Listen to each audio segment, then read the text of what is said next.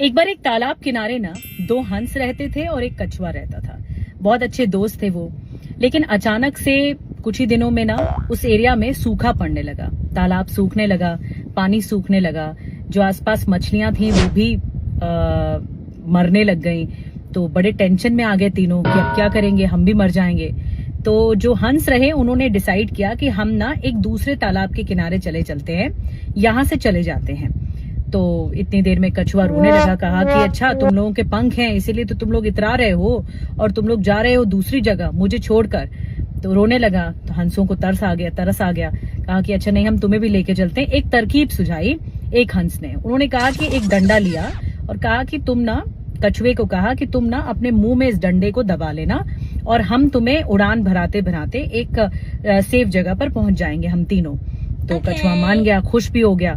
लेकिन हंसों ने कहा, वार्निंग दी कि तुम अपना मुंह नहीं खोलोगे, क्योंकि अगर मुंह खोलोगे तो डंडा छूट जाएगा। तुम अपना मुंह नहीं खोलोगे।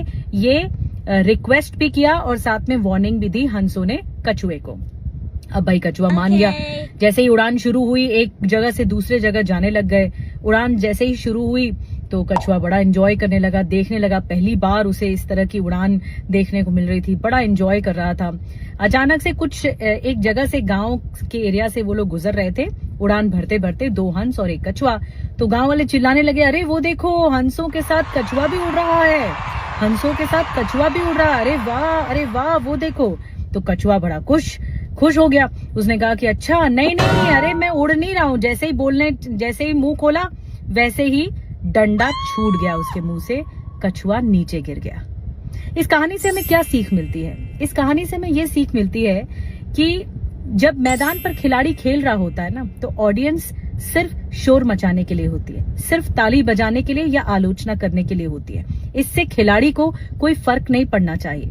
कई बार लोग कुछ भी शुरू करने से पहले ना 10 बार सोचते हैं, 100 बार सोचते हैं, लेकिन शुरू करने के बाद भी, आलोचनाओं का शिकार होने के बाद भी वो चीजें हावी होनी शुरू हो जाती है।